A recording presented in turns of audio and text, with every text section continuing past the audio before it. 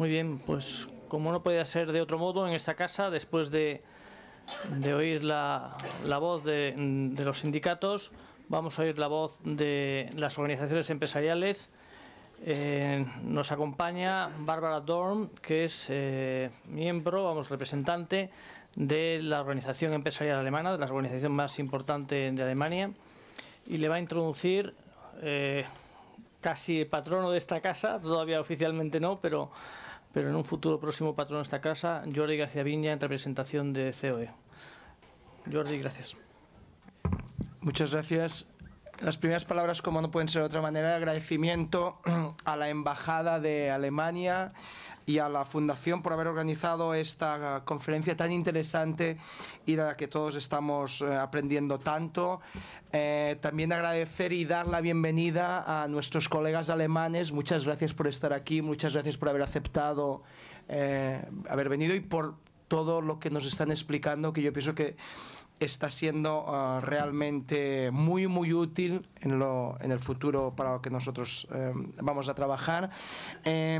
Sí que por cuestiones domésticas me gustaría, ya le he pedido disculpas a la doctora Dorn, pero quisiera explicarles, yo tengo una reunión a las 6 de la tarde en Barcelona, por lo tanto tengo que coger un tren a las 3, de manera que yo voy a presentar, y después Juan Carlos Tejeda, que es del Departamento de Relaciones Laborales, el responsable de formación del Departamento de Relaciones Laborales de la COE, me sustituirá en este lugar. Por lo tanto, les pido disculpas por lo que supone el trasiego.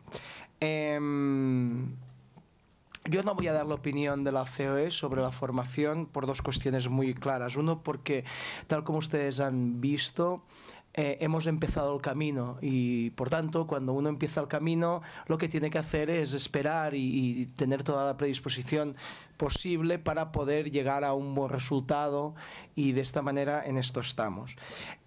Lo que sí que quisiera expresarles, y yo pienso que no por reiterarlo es excesivo, es la total y absoluto compromiso de la COE de llegar a un acuerdo. En esto estamos comprometidos desde el primer día y vamos a hacer todos los esfuerzos posibles para que este proceso que acabamos de empezar pueda llegar a un feliz resultado que, como ustedes han visto, realmente se traduce en que los sindicatos y la patronal nos sintamos cómodos, nos sintamos contentos con el resultado de esto. Y decimos esto porque nos parece que es absolutamente prioritario para este país llegar a acuerdos sobre esta materia y tener un buen marco de formación. De manera que en esta dualidad o en esta doble característica que nosotros entendemos, y que a veces pues esto de la dual y el empleo y para el empleo y la profesional y todas estas cuestiones.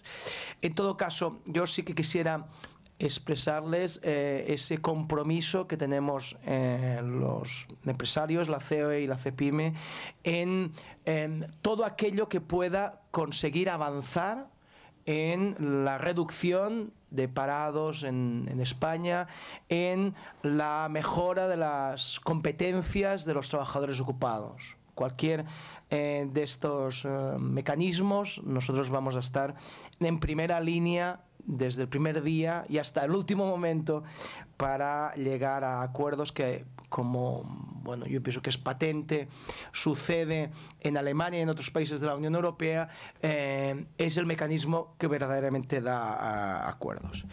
Dicho esto, y como lo más interesante de esta jornada precisamente son oír a nuestros colegas alemanes y especialmente a la doctora Dorn, yo sencillamente una presentación muy sucinta. Ella es la representante de la Confederación de Asociaciones de Empleadores de Alemania, es a su vez presidenta de la Junta de Gobierno de FEDEFOP y miembro del Grupo de Trabajo, Educación y Formación de Business Europe. La verdad es que la dedicación, el interés que le pone la Confederación al tema de la formación es por todos conocida. Por tanto, yo solo voy a reiterar, muchas gracias, doctora Dorn, por estar aquí, muchas gracias porque estoy convencido que lo que va a decir va a ser muy interesante, muy útil para nosotros, y por favor le cedo la palabra. Gracias. Ja, vielen herzlichen Dank für die freundliche Einführung, Jordi. Sí, muchas gracias por estas amables palabras de introducción.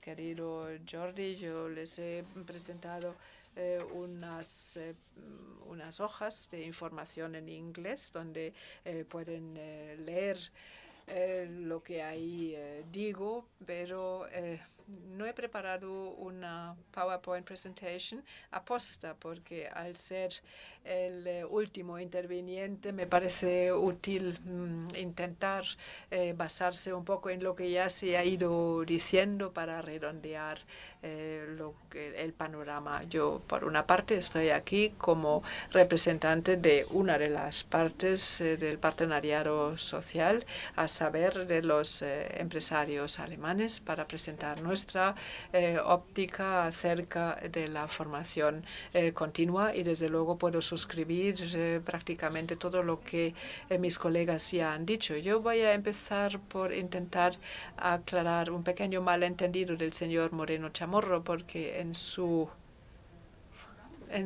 resumen de lo que ha dicho la colega del BIP, ha dicho que constata de que la industria alemana tiene la obligación de financiar la formación y formación continua. No la hay, y como no queremos esta obligación, lo hacemos voluntariamente. Esto quizás sea el resumen de nuestra actitud con respecto al tema formación. Me disculpen, porque de vez en cuando pues hay que formular las tesis con una claridad un poco provocadora para que queden bien claras. En lo que se refiere a la formación, para la formación profesional, las empresas alemanas entienden que tienen una gran responsabilidad. Ya se ha dicho que invierten al año 24.000 millones de euros en la formación de los jóvenes que proceden de la escuela o de alguna otra fase de su formación. Esto significa, y también se ha dicho, que gastamos 15.000 euros por aprendiz al año, y que por supuesto, a lo largo de su formación nos beneficiamos del trabajo de estos jóvenes. ¿Por qué hacemos esto?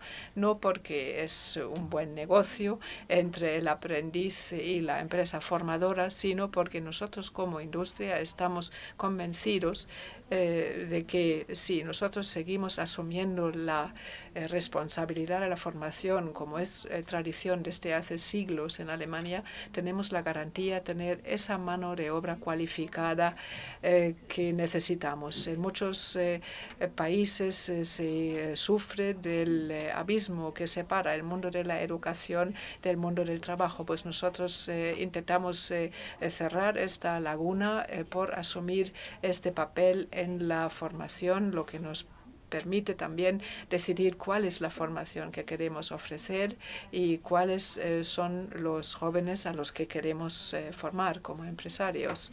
Las empresas de formación lo financian de forma individual, pagan al aprendiz, pagan por toda una serie de medidas de acompañamiento, se asumen este compromiso, esta carga, pero de esta forma también se aseguran su voz y voto a la hora de diseñar toda la formación. La señora Medrick ha descrito el sistema. No es un sistema complejo, evidentemente, que involucra a interlocutores sociales, gobiernos, empresas, todos los que tienen un interés en cómo es la formación en las distintas empresas, en las distintas profesiones, pero esto garantiza que las ideas a la hora de introducir cambios en los currículum siempre proceden de las mismas empresas.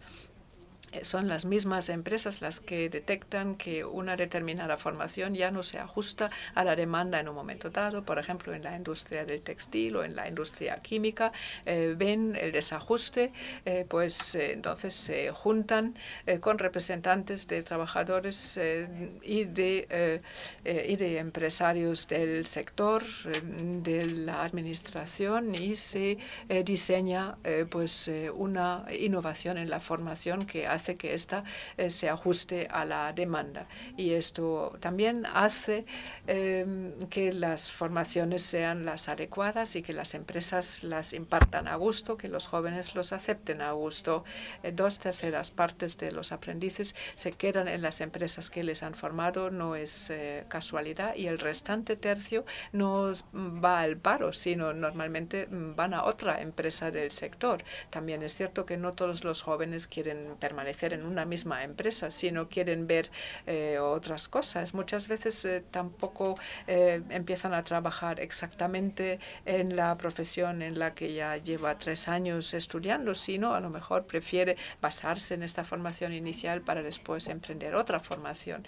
Otro detalle que me parece importante en este contexto es que el 24% de los que inician una formación en una empresa con la que han formado un contrato de formación son alumnos que han finalizado el bachillerato y tendrían un diploma que les permitiría estudiar una carrera universitaria. 1/4 de los alumnos de formación profesional tienen la cualificación escolar para pasar a la universidad. Sin embargo, eligen la formación profesional por su gran atractivo.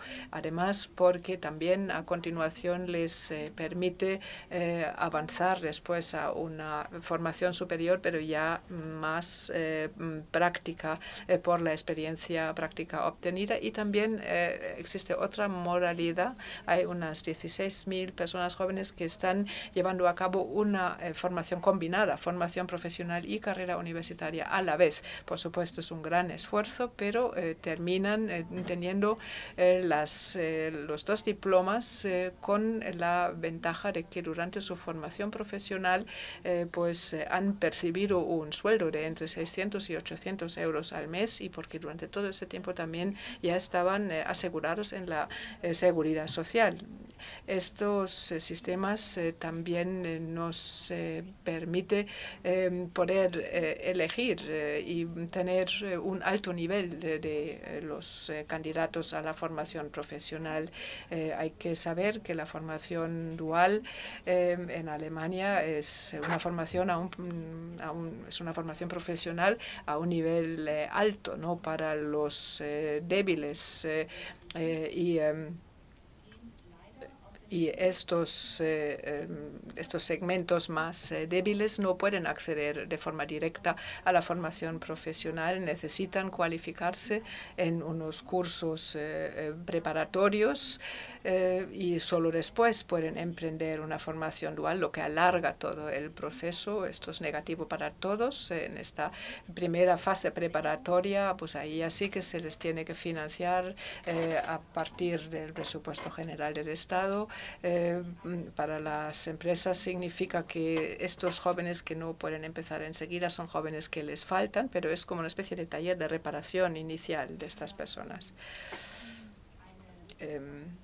También existe una cooperación en Alemania que apreciamos mucho. Es una cooperación, una alianza con el gobierno en el llamado Pacto o Alianza para la Formación, que existe desde hace 10 años. Hace 10 años el desequilibrio era el desequilibrio a la inversa. Teníamos más solicitantes de formación que ofertas y conjuntamente con la administración en aquella época nos comprometimos a crear suficientes puestos de formación en lugar de dedicar nuestra energía a culparnos unos a otros de esta falta de plazas.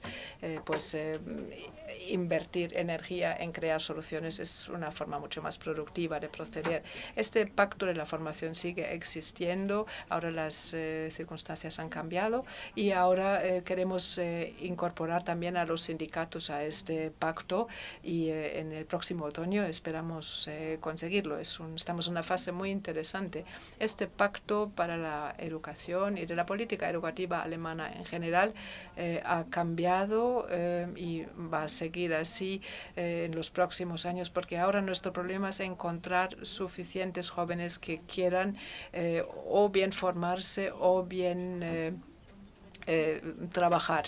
Necesitamos pues de jóvenes con una buena formación básica, buenas habilidades de lectura, de matemáticas, etcétera.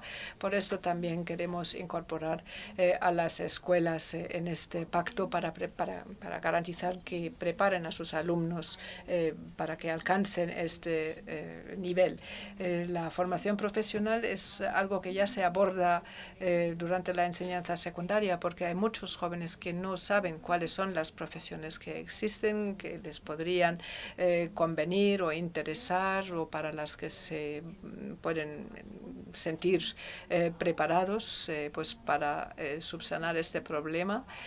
Hay otro acuerdo entre la Agencia Federal de Empleo, las cámaras de industria y comercio, que no están representadas hoy, los empresarios y los sindicatos, pues todos están involucrados en este esfuerzo común de lograr que los alumnos durante su época escolar tengan la ocasión de visitar empresas, ver qué es lo que se hace allí, ver que allí a lo mejor se les abre una perspectiva interesante. Sobre todo es interesante para los que no se sienten a gusto en el entorno escolar, con el aprendizaje puramente teórico, ver para lo que les va a servir aquello luego.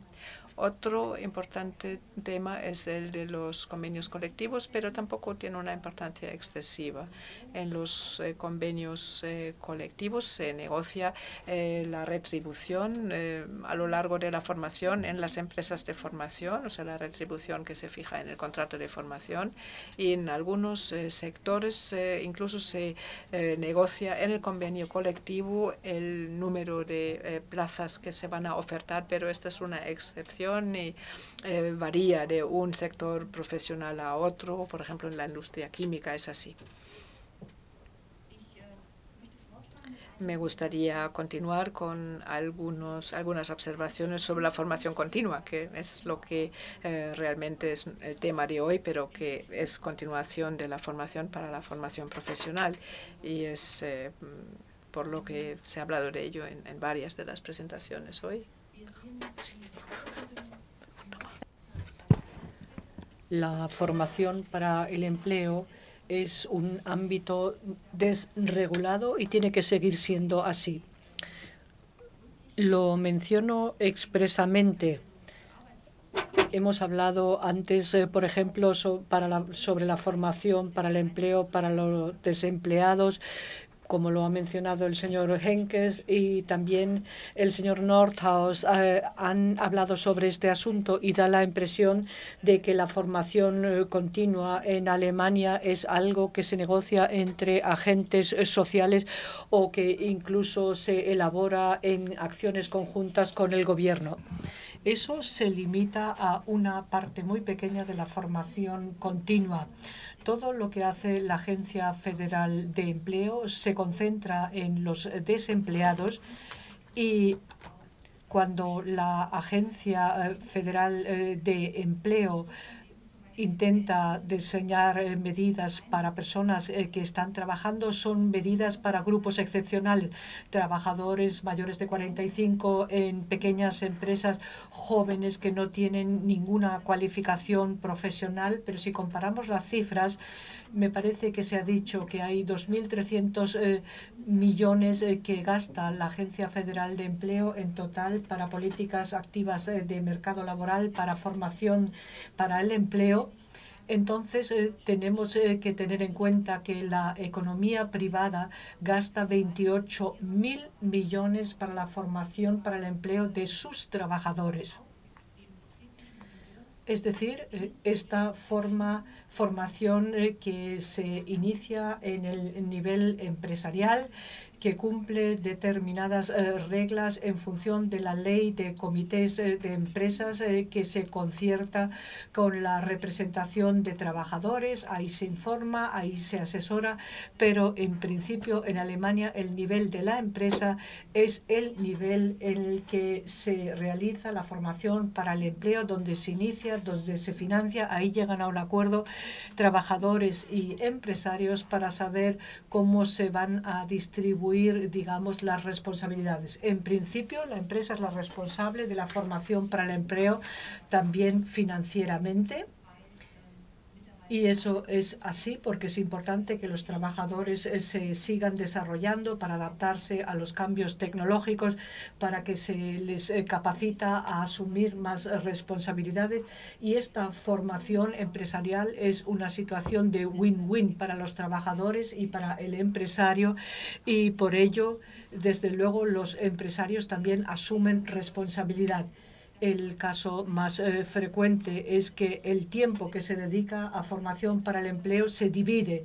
Es decir, que los trabajadores también aportan parte de su tiempo privado para hacer la formación. Se hace, por ejemplo, un viernes y un sábado, un modelo 50-50.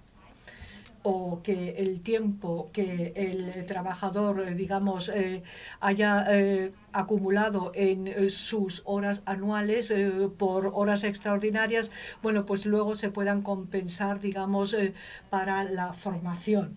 Es decir, que la empresa asume la responsabilidad y luego, bueno, pues hay que aclarar diferentes aspectos. El señor Nordhaus ha dicho que ahora se están produciendo nuevos desarrollos. Hay sectores en los que los agentes sociales definen las necesidades, fijan objetivos comunes y a veces utilizan, digamos, el programa del Fondo Social Europeo. Ahí, desde luego, hay bastantes apoyos, pero esos son más bien pequeñas islas en el enorme mar de la formación para el empleo que está muy desregulada en Alemania. Y los empresarios opinamos que debe seguir siendo así, entre otras cosas, porque las empresas tienen mucho interés por hacer formación para el empleo.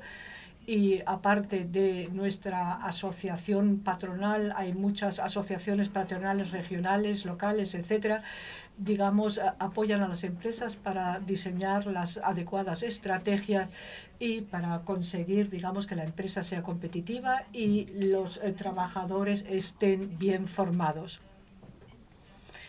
Hay un segundo aspecto que quiero mencionar. La formación en sí, digamos, pues hay que saber cómo se hace.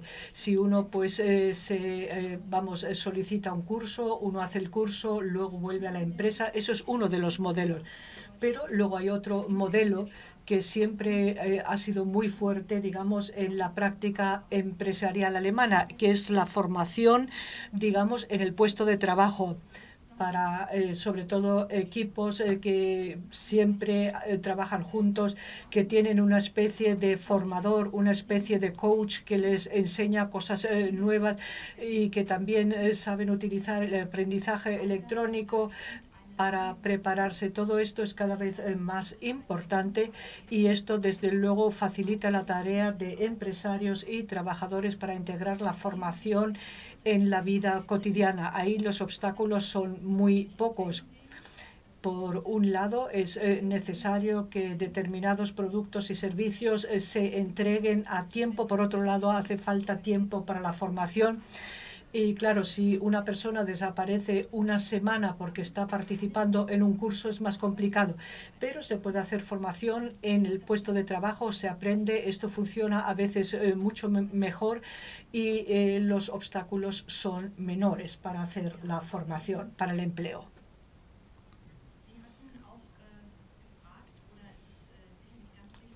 Hay también una pregunta que siempre se suele hacer: ¿cuáles son los retos que tenemos o los problemas? Y bueno, pues algunos ya se han mencionado.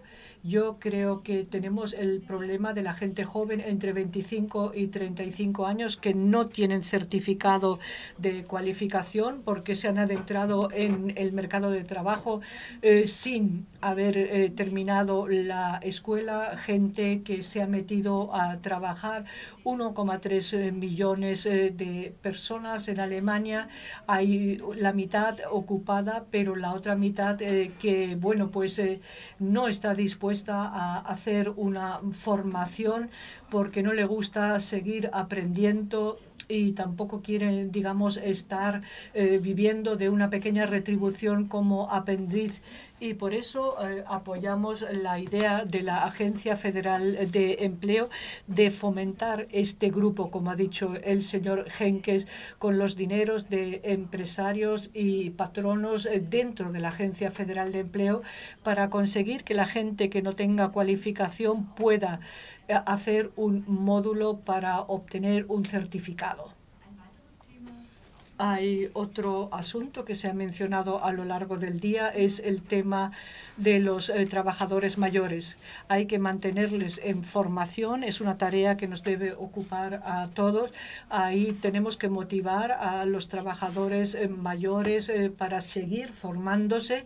Esto es un tema muy difícil, lograr esta motivación, y por otro lado también hay que convencer a los empresarios para decirles que ese colectivo es igual de importante que los jóvenes. Ahí cooperamos los agentes sociales y ahí todavía queda mucho por hacer. Hay un tema que va a ser cada vez más importante a lo largo de los próximos años, que es la formación en las empresas en cooperación con las universidades. Hoy en día tenemos muchos jóvenes que tienen el título de bachelor y queremos que las universidades también estén dispuestas a ofrecer estudios para este tipo de jóvenes, es decir, cosas que se puedan aprender mientras uno está trabajando. Y, por tanto, pues hay que ofrecer cursos que se puedan hacer por la noche, los fines de semana, aprendizaje electrónico, porque una persona joven que, bueno, pues entra con 23 años como bachelor en una empresa y con 28 años quiere hacer su título de máster, pues ese no querrá volver a la universidad, sino querrá seguir trabajando y hacer además sus estudios universitarios. Es decir, que hay que hacer también, digamos, una propuesta para ello, y también hay que hacer propuestas de otro tipo. Por ejemplo, otro reto donde queremos apoyar a las universidades es una cultura de bienvenida para gente joven que no tiene el bachillerato, sino que tiene formación profesional y que dice, ahora quiero estudiar. Legalmente existe la posibilidad de hacerlo, pero de hecho solo un 2% de los que comienzan a estudiar tienen una formación profesional, y ahí desde luego pensamos que puede aumentar la cifra.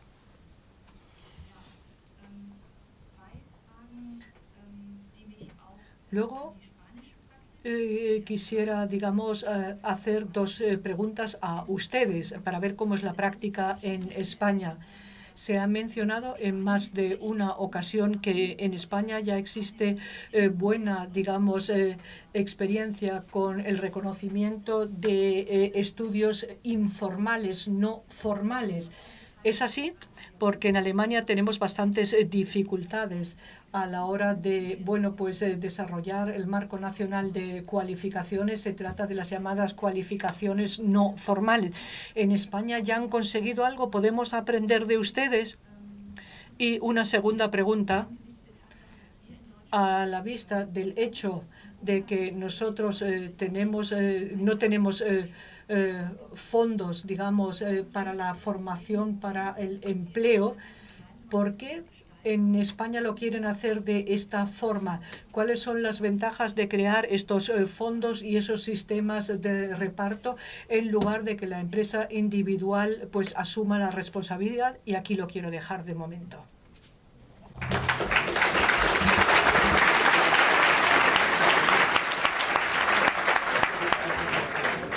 Yo quiero dar las gracias a Bárbara por la ponencia tan interesante que ha hecho, por la puntualidad germánica que ha acabado justamente en el momento que tenía que terminar, y sobre todo con las preguntas tan complicadas y que son clave del sistema. ¿Me oís bien? ¿Sí? ¿Sí? ¿Ahora? ¿Me oís mejor? Preguntas clave sobre el reconocimiento de experiencia y sobre los fondos de formación profesional. Yo, antes de pasar al turno de preguntas, sí que quiero destacar 2 o 3 ideas fuerza que no quiero pasar, que pasen desapercibidos. Primero, yo de los anteriores ponentes entendía que prácticamente toda la formación profesional para el empleo que se hacía en Alemania eran políticas activas de empleo, esos 2.400 millones que gestionaba la Agencia Federal de Empleo. Nos ha quedado claro, por lo que nos ha contado Bárbara, que existe unos 28.000 millones de euros al margen de estas políticas activas de empleo, que es donde se desarrolla la formación en el ámbito de la empresa. Y esa formación, como bien ha dicho también Bárbara, donde la empresa es la protagonista, donde es el hábitat donde empresarios y trabajadores negocian su formación y donde, voy a dejar una frase que ha dicho ella, la formación debe ser desregulada. Y vuelvo a repetirlo, la formación debe ser desregulada. Protagonismo de las empresas, que son las que trabajadores y empresarios mejor conocen la formación. Dicho lo cual, si queréis, empezamos turno de preguntas, que seguramente tengáis muchos por las caras que veo.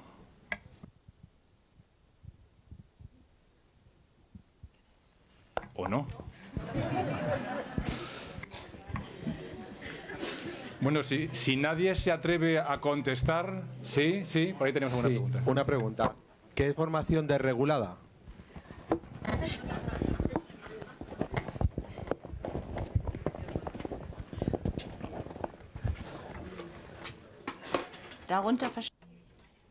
Es la formación para el empleo que funciona según el principio de subsidiariedad, es decir, una formación que se hace en el nivel más bajo posible, que ahí se financia y ahí se realiza, y ese es el nivel de la empresa.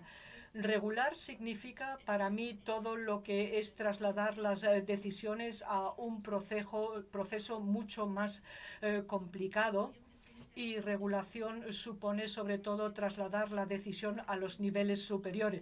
Si, bueno, pues en Alemania tuviese que integrar a todas las empresas en un fondo, si en ese fondo las empresas tuviesen que aportar para luego recibir de nuevo dinero para la formación, esa sería la regulación máxima, la que no querríamos.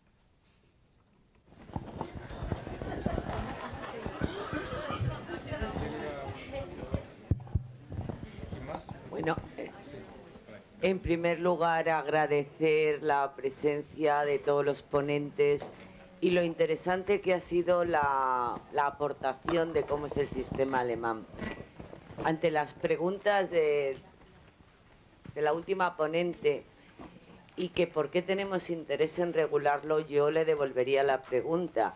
Yo entiendo cuando desde la parte de las asociaciones empresariales alemanas se dice que para qué regular la formación si quien mejor conoce el tema es la empresa. Yo le diría, evidentemente, con el nivel de aportación financiera que hacen las empresas a la propia formación de sus trabajadores, yo no tendría inconveniente, quizás. Pero es que comparándolo con el nivel de inversión que hacen las empresas en formación en España, creo que el caso no es lo mismo. Entonces, desregulación, si el sistema funciona en cuanto a aportación de los principales beneficiarios de la formación, que es la empresa y los trabajadores, es un caso. En el caso de aquí, en España, es que prácticamente, hombre, hay formación al margen de la financiación regulada, pero desde luego me extrañaría mucho que alcanzara unas cifras comparables a las de Alemania.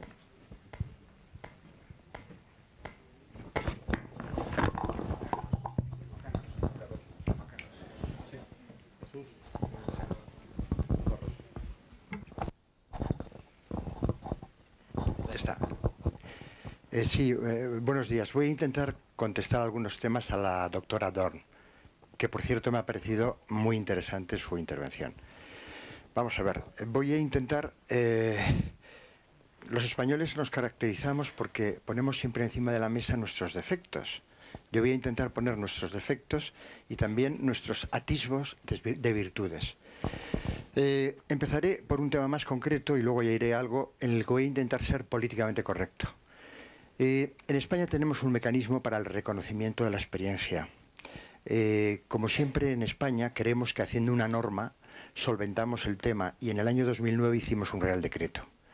Establece un mecanismo absolutamente arreglado y garantista con intervención de las autoridades educativas y laborales y que garantiza la posibilidad del reconocimiento de la experiencia laboral no formal. El procedimiento es muy garantista y tiene un problema, que hace falta una convocatoria pública por parte de una administración para convocar esas pruebas para que se pueda reconocer la experiencia. Eso hace que, como es un mecanismo caro, con un coste elevado por persona, pues las convocatorias públicas son limitadas. Y sobre todo tiene otro problema, que la convocatoria se hace para un área profesional determinada, con lo cual no en todas las partes del territorio español se convoca lo que se precisa por la realidad socioeconómica y por los conocimientos de los trabajadores, acreditar como experiencia no formal. Este es un mecanismo que desde las administraciones públicas valoramos, pero que sin embargo somos conscientes que tenemos que modificar. El reconocimiento de la experiencia es un instrumento que lo consideramos y lo valoramos. Es un instrumento que su cumplimiento se va a incluir como un objetivo que va a delimitar el reparto de fondos que perciben las comunidades autónomas para políticas activas de empleo. Es un tema muy complejo, pero pone de manifiesto el interés y la preocupación de los poderes públicos por este mecanismo. Ahora, volviendo a otro tema, cuando comparamos datos, tenemos que tener la certeza de que estamos comparando datos que sean homogéneos. Cuando hemos puesto encima de la mesa datos comparativos de lo que empleamos en Alemania, en España, y son muy diferentes, Nuestros datos siempre están minusvalorados, en el sentido de que nosotros en España no tenemos una tradición de una contabilidad de costes. Eso hace que cuando nosotros decimos que lo que dedicamos a formación para el empleo son 1.900 millones de euros, es estrictamente la partida presupuestaria que en el capítulo de 4, subvenciones, se dedica a este tema. Ahí no computamos el coste de los recursos humanos y materiales que todos los poderes públicos, las administraciones públicas, dedican a este sistema. Lo mismo ocurre en los datos que usted pueda tener de lo que las empresas españolas dedican a formación. Como dije yo, cada país somos fruto de nuestra historia, tenemos una tradición y esto es difícil de cambiar. Pero el hecho evidente es que en estos momentos desconocemos, no podríamos contraponer con un dato fiable a los 23.000 millones de euros que dedican las empresas alemanas a formación de lo que dedican las empresas españolas. Tenemos unos mecanismos que en la formación que se da a la empresa y que luego las empresas pueden bonificarse en sus cotizaciones a Seguridad Social por la acción realizada, se exige que se cofinancie, pero no tenemos datos exactos para poder contraponer los 23.000 millones de euros alemanes con los nuestros. Por lo demás, es evidente que las empresas españolas, dependiendo de su tamaño, de su realidad, del sector, de la misma empresa en sí, dedican más o menos cantidad a formación. El modelo yo no lo voy a hablar, se está debatiendo en este momento al más alto nivel político con los agentes sociales aquí representados, sigue una tradición de recaudar para luego dedicar esos fondos con un carácter finalista a la formación. Yo entiendo perfectamente la filosofía de regulemos la formación a los desempleados, a los colectivos con especiales dificultades de inserción en el mercado de trabajo, porque eso va a ser siempre una responsabilidad de los poderes públicos. La decisión de si la formación que deciden las empresas debe ser estricta decisión de la empresa en el ámbito de su negociación colectiva con los agentes sociales representados en la misma o una regulación pública, pues es un tema que hay que decidir. Es una decisión política y es un modelo por el que hay que optar. Y en eso, en España, pues esperamos que en el acuerdo social que se decida, los agentes sociales y el Gobierno se pongan de acuerdo en el camino a seguir. Nada más, gracias.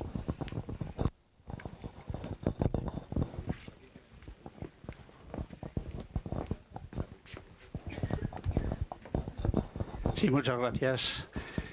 Bueno, no es cuestión de establecer polémicas aquí, porque no hemos venido a establecer polémicas, pero cuando hay unas declaraciones como las que se ha hecho hace un momento, yo creo que merece la pena el contestar, ¿no? La formación en España, la formación que está hecha para la formación para el empleo, para la formación continua, está en España no regulada, sino archirregulada. Archirregulada. A lo mejor resulta que si se regulase menos, las empresas estarían dispuestas a aportar mucho más para la formación. De hecho, muchísimas empresas, y sobre todo las grandes y medianas, dedican a formación por su cuenta, a través de la cuota de formación profesional del 0,7, mucho más dinero que lo que les supone las bonificaciones. Y bueno, es difícil entender que desde la Administración o desde cualquier organismo, como podemos ser nosotros mismos, se le diga a una empresa importante, vamos a poner Opel o Ford o cualquiera de esto, la formación que tiene que dar, cuántas personas tienen que meter, qué módulos tiene que utilizar, a qué tiene que dedicar ese dinero, quién tiene que intervenir, qué profesores tiene que utilizar, etcétera, etcétera, etcétera. Nosotros luego tengo que intervenir en el final, daré mi opinión sobre ese tema, pero quería salir al paso de decir, en España se aporta el 0,7% de las nóminas. Ese 0,7 no siempre se utiliza, ni muchísimo menos, desgraciadamente, para dar formación en las empresas. Se está utilizando parte para otras muchas cosas extrañas a la formación continua. Y bueno, pues eso es lo que nosotros creemos que durante unos cuantos años funcionó bien, ahora se ha desvirtuado bastante desde hace ya algún año, y bueno, tiene que reconducirse. Y afortunadamente, como bien se ha dicho, existe un diálogo en estos momentos, y esperemos que todo eso se reconstruya. Y no nos preocupemos demasiado. Cuanta más regulación, las empresas utilizarán menos eso y estarán dispuestas a aportar menos al sistema. Cuanto menos regulación, más libertad de formación dentro de las empresas se dé a las propias empresas, que son las que saben lo que necesitan junto con sus trabajadores, naturalmente, pues probablemente se dará mucha más formación en España. Muchas gracias. Podemos pasar a una última pregunta porque si no nos vamos del tiempo. No sé. Si es posible. Sí, muchas gracias. No es usual que una ponente haga preguntas al auditorio, pero puesto que las ha hecho, es lógico que el auditorio también intente responder a la ponente y explicar algunas cosas.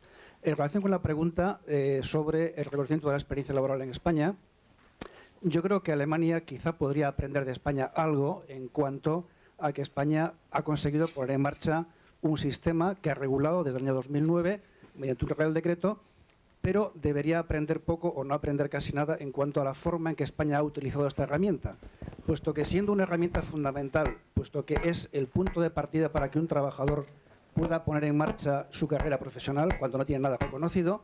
Sin embargo, en España hemos dedicado a esto muy poca inversión, ridícula inversión. De hecho, entre el año 2013 y entre el año 2009, que se empieza de modo sistemático a aplicar este mecanismo a nivel de Estado, y el año 2013, 4 años, se han convocado 64.000 plazas para el reconocimiento de la experiencia adquirida por vías no formales. Es decir, una media de 15.000 por año. Si consideramos que España tiene una población activa, es decir, trabajadores que no tienen ningún tipo de reconocimiento de cualificación profesional, que alcanza al 54,4% de la población activa en el año, según la EPA del 2013, es decir, 12.375.000 trabajadores, se comprenderá que es bastante ridículo dedicar 15.000 convocatorias anuales para una previsión de casi 13 millones o más de 12 millones de trabajadores. Por lo tanto, desde el punto de vista sindical reclamamos un incremento de esta actividad y de esta inversión y, de hecho, desde UGT hemos pedido para el año 2014 que haya una convocatoria mínima para atender a 100.000 trabajadores que necesitarían urgentemente esta vía de recualificación profesional y reconocimiento de la experiencia adquirida a través de la experiencia laboral. Pues muchas gracias. Ya terminamos. Queremos darle las gracias a la doctora Dorn por su intervención, que además de brillante ha sido concreta y ha ido a los puntos, como habéis visto, que nos ha movido el terreno a todos. Bárbara, muchísimas gracias.